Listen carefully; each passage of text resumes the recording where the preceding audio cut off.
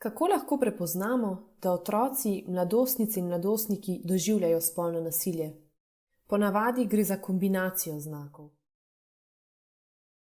Spremenijo lahko svoje vedenje, na primer se umaknejo vase, delujejo odsotno, zmedeno, so nemirni, razdražljivi, se manj družijo s prijatelji in prijateljicami, lahko bežijo od doma, se zatekajo odvisnosti, imajo samomorilne misli ali poskušajo storiti samomor. Lahko so prestrašeni, zaskrbljeni, tesnobni, imajo občutek krivde, jih je sram, se samo obtožujejo ali izgubijo zaupanje v druge ljudi. Lahko imajo občutek, da drugi ljudje mislijo, da so drugačni ali da je nekaj narobe z njimi. Lahko spremenijo odnos do šole, popustijo pri šolskem delu, učni uspeh se lahko poslabša ali pa ne želijo več hoditi v šolo.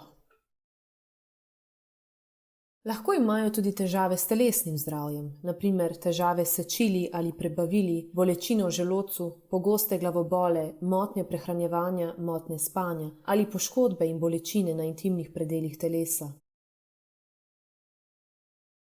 Posledica spolnega nasilja so lahko spolno prenosljive okužbe, pri mladostnicah tudi nosečnost. Zaupnim osebam lahko omenijo, da se jim nekaj dogaja, a tega ne opredelijo nujno kot nenavadno ali neprijetno. Lahko govorijo o tem, da se prijateljici ali prijatelju dogaja nekaj hudega.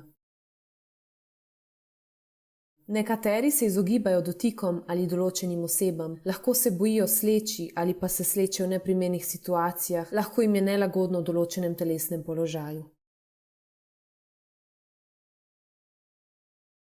O spolnosti in spolnih organih govorijo na način, ki je morda neobičajen za njihovo starost oziroma je nenavaden, na primer zbijajo šale na temo spolnosti. Lahko kažejo pretirano zanimanje za spolne organe, spolne odnose ali druge spolne aktivnosti. Tudi sami lahko začnejo uporabljati spolno nasilje v odnosu do drugih.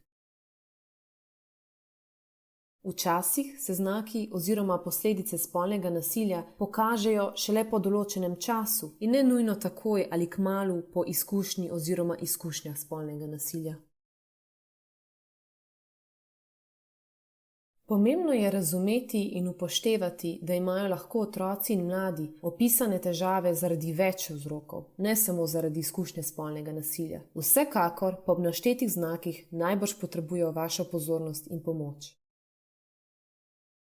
Če pri otrocih ali mladih opazite enega ali več od naštetih znakov in posumite, da doživlja spolno nasilje, se z njimi pogovorite.